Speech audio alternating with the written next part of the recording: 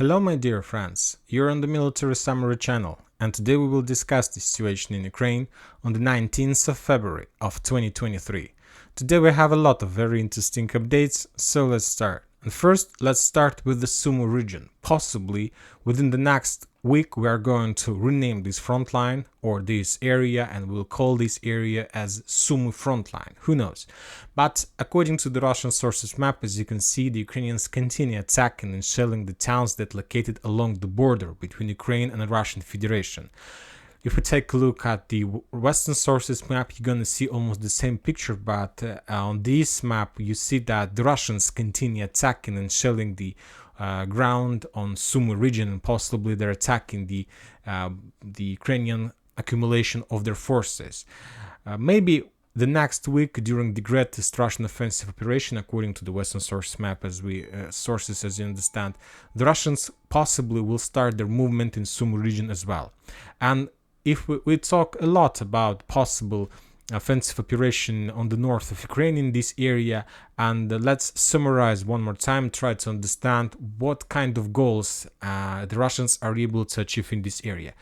The only thing you need to understand that according to the Western sources, there are around 10,000 army is deployed in Sumy, around Sumy. So it's not a very big army, and these army are able to complete just a small tactical achievement, small tactical goals. These army are not able to, let's say, to start somewhere in Sumy and to get Dnipro River or something like this, like something like encirclement of Kharkiv. This army is able just to complete small tactical achievement in this area. So what the Russians are able to do in this area, first of all, and the most important, they are able to cut the railroad that connects Sumy and Kharkiv from two sides. If they're planning to encircle Sumy is not a very big town, and maybe they want to enter this town, maybe they want to make some kind of coup in this town, military coup or something like this, maybe they have some agents in this town, who knows. But first of all, they need to cut this railroad from the north and from the south, and to cut Sumy from supply and support, and then to encircle, to block, and maybe later they will be able to establish their power in this town, to take control over this town, and to make referendums and so on, as the Russians used to do on the south of Ukraine or something like this. And another thing, another important thing that Sumy region has is the 330 kilowatts line that goes from Kiev to Kharkiv, almost along the same railroad. So this is two goals that the Russians are able to achieve in Sumy, and that can deal a lot of damage to Ukrainian infrastructure and so on. First of all is the railroad that connects Kiev, Sumy and Kharkiv, and another thing is 330 kilowatts line, energy line, that goes almost the same way as the railroad line. So this is two important things, and by this the Russians are able to cut electricity from the north of Ukraine, and slowly, step by step, during the next months, they are able to establish control over entire north of Ukraine and to connect the north of Ukraine to the Russian energy system, something like this. Now let's talk about Kharkiv, and we'll be more precise. Let's talk about the Kupiansk front line. The Ministry of Defense of Russian Federation reported that during the previous 24 hours, the Ukrainians lost 70 soldiers, 3 armored vehicles, and 1 Grad. And when talking about these 3 armored vehicles, the Ukrainians haven't lost a single tank on this front line. At least this piece of information wasn't included in the report of Ministry of Defense of Russian Federation. But there were no movements on the ground. I believe that the Russians continue clearing Gryanikivka. According to this map, just a half or maybe 70% of this town is under Russian control, and just a small part, according to the Russian sources map, still remains under Ukrainian control. I believe that the Russians continue clearing operation, and they're trying to push the Ukrainians from this bank of the river to Dvurechna bank of the river, and after that they will start movement further to Sinkovka and Kupiansk. But for now, today I read very interesting article, and the Russians are saying that this is not even offensive operation when talking about the area between Kupiansk and Liman. This is a type of active defense.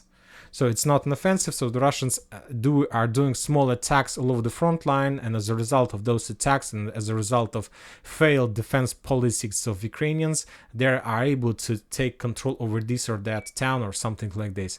Now let's talk about Liman front line. And the Ministry of Defense of Russian Federation reported that during the previous 24 hours, the Ukrainians lost 200 soldiers, 6 armored vehicles, 2 artillery systems, 1 Gvozdika and 1 D-20 howitzer. And the Ukrainians haven't lost even a single tank on this front line. And as you can see, the 200 is a very big number of Ukrainian losses. So as you can see, Liman is also in active phase of clashes, in active phase of offensive operation or defensive operation from the Ukrainian side, and there is a culmination in this area as well. I'm not sure how long the Ukrainians are able to hold this pressure from the Russian side. I believe they still have lots of reserves, but anyway, the Russians are pushers using their active defense politics, active defense state of their situation on this front line, so we'll see. But anyway, I believe that sooner or later the Ukrainians will be cracked and they will be forced to step back, because it's another day of very heavy losses on this front line, and sometimes it seems to me that it's going to be endless. Now let's talk about Donetsk front line. As you can see, there are a lot of icons in this area. The Russians reported that during the previous 24 hours, the Ukrainians lost 250 soldiers in this area, 9 armored vehicles, 3 artillery systems, 1 D-20 howitzer, another D-30 howitzer, another Polish Krab. Also, the Ukrainians lost 1 air defense system, Buk M1, and also the Ukrainians lost 2 raiders, ANTPQ-50 and ANTPQ-36. As you can see, the losses are very heavy. The Wagners continue pushing to encircle Bakhmut, Artyomovsk. Furthermore, as you can see, the Russian source map has been updated. Now Paraskovyevka is under complete Russian control, and this small town is colored in red. Furthermore, today we got another 2 updates. One update a little bit to the west south from Paraskovyevka in direction of Berkhovka. The Russians started their storming operation in direction of this town. This is a small village, and I don't think it will take a lot of time to establish entire control over this village. And when talking about the south of Paraskovyevka, the Russians continue their offensive operation, or they have some promotion, some progress in direction of the small village that located on the north of Bakhmut, Yagidne, this one. So the Russians took a decision to use a short range of encirclement. Let's return back to the Western Sources map. This map has been updated as well. As you can see nowadays, the Western Sources map shows that the Russians control the north part of Bakhmut, and there is a storm process inside in direction of Dubovo, Vasilievka, Berkhovka, and Yagidne.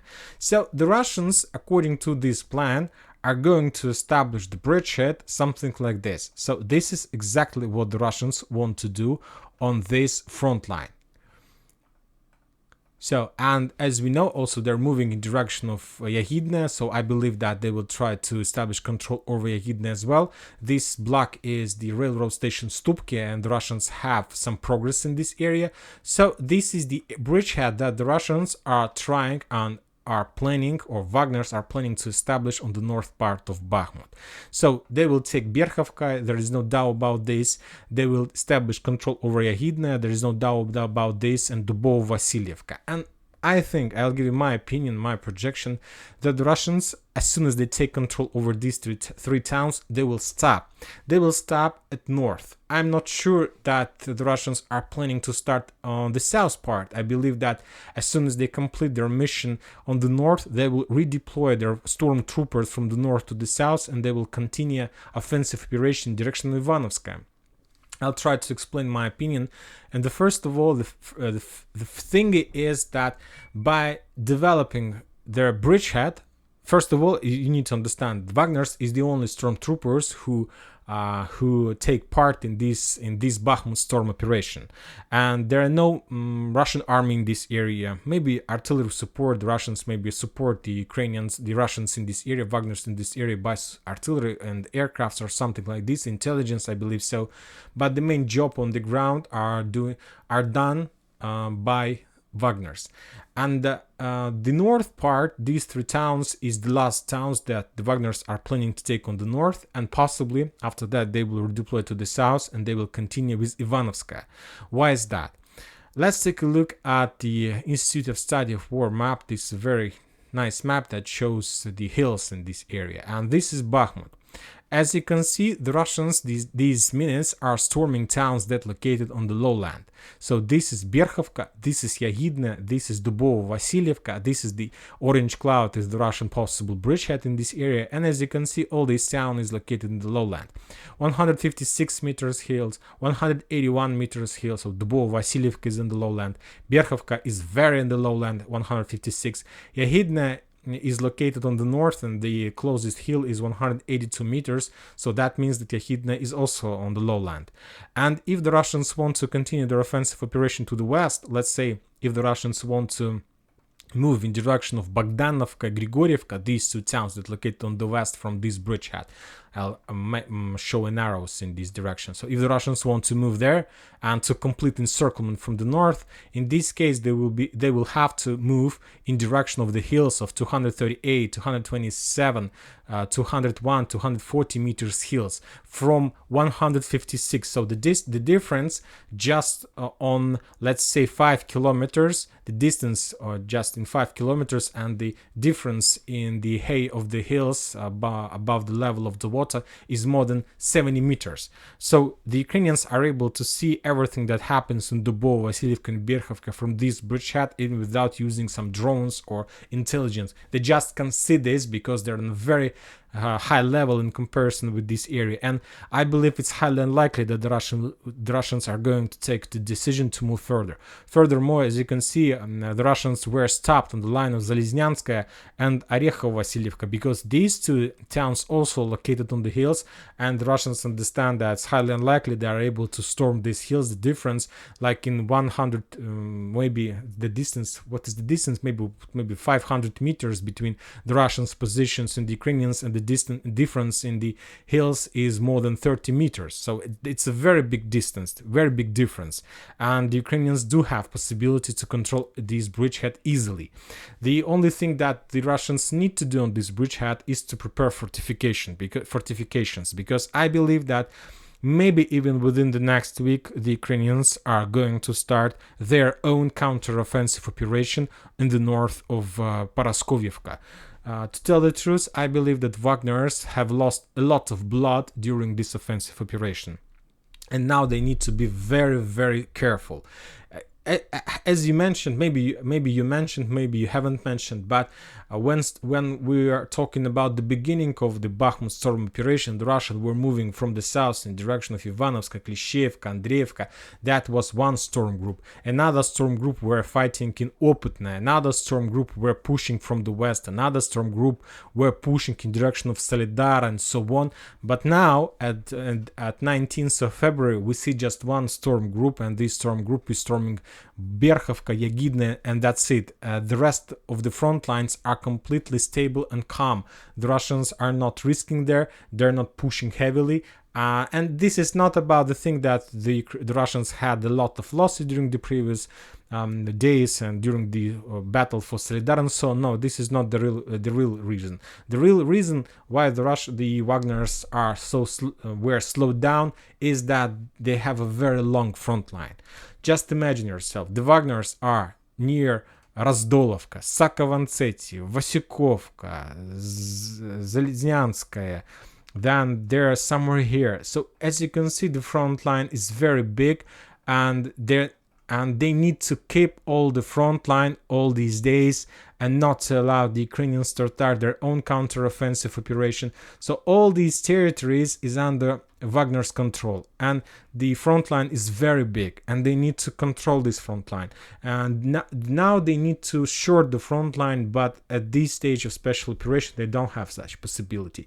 To short the front line, they need to take Bakhmut, but it's in this case they need to storm this town, and I believe they are not able to do this. So as soon as the Russians complete the story with the north, as soon as they take control over Yagidne, Berkhovka, Dubovo, Vasilievka, maybe they will try to develop their bridgehead and to short the front line somewhere in this area and to take control the railroad station Stupki. Maybe it's possible things that they can do, and this is going to be the end of story on the north.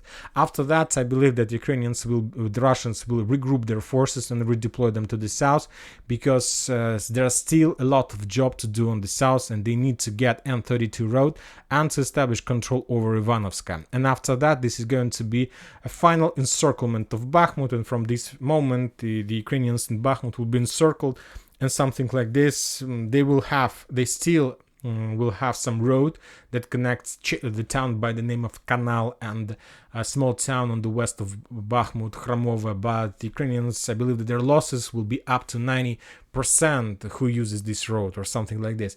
So this is the story about Bakhmut. Furthermore, today we received more and more updates, more and more pieces of information that more and more Wagners are moving or are redeployed in direction of the south of Ukraine, in direction of Orekhov, Guliapole, and Ugledar. So as you can see, the Russians are planning to start greatest offensive operation. Possible direction is Sumy, and very possible direction is Zaporozhye, and the main job should be done. The main towns that located on the defense line, Orekhov, Guliapole, Velika Novoselovka, Ugledar, should be taken by Wagners, and after that the regular Russian army will complete this story and will do their job. But the first line should be taken by stormtroopers, by someone like Wagners. So this is the reason these forces are also redeployed to the south, and this is another reason why I think that the Russians are planning to just to stop at some certain point. They will take the north part, they will take the south part, then maybe they will keep some forces there, just a small garrison, not a small, I believe 6, 7, 10,000 of Wagners on this front line. Maybe they will move another force from DPR or LPR in this direction, and they will try to keep the situation as is, trying to reduce and destroy the Ukrainians by artillery fire. And there are going to be very heavy artillery duels in this area, and the main thing that the Russians are going to do with this is just to destroy the Ukrainians during the logistic process, during supply and support. And the main Wagner's forces will be redeployed to the south to take control over the first line of defense, Ukrainian defense, that located on the line Orekhov, Guliapole, Velika Novoselovka, and Ugledar. Furthermore, the Western sources are saying that on the line between, let's say, Orekhov and Bakhmut, on this line, the Russians deployed. I'm talking also about the line between Mariupol and Berdyansk. Let's say that on the front lines between Orekhov and Bakhmut, the Russians deployed around 190 battalions. So this is a very powerful army, and the Ukrainians expect the Russian greatest offensive operation from day to day. The Ukrainians are saying that the Russians are going to start their offensive operation on the 24th of February, after the speech of Vladimir Putin, after the meeting of the Parliament of Russian Federation, and of course after the Russian holiday of Soldier Day. So the 23rd of February is the Soldier Day, when the Russians are going to have very big holidays, and during these holidays the Russians are going to start, after this great event holiday, the Russians are going to start their offensive operation. And also don't forget about the losses. The Russians are saying that during the previous 24 hours the Ukraine lost 250 soldiers. So Liman front line and Donetsk front line is the heaviest front line and the most difficult for the Ukrainians. Now let's talk about the South Donetsk front line and Zaporozhye. The Russians reported that during the previous 24 hours, as a result of heavy clashes and artillery duels, mainly as a result of artillery duels on Ugledar and South Donetsk and the Zaporozhye front line, the Ukrainians lost 70 soldiers, 4 armored vehicles, including 1 tank.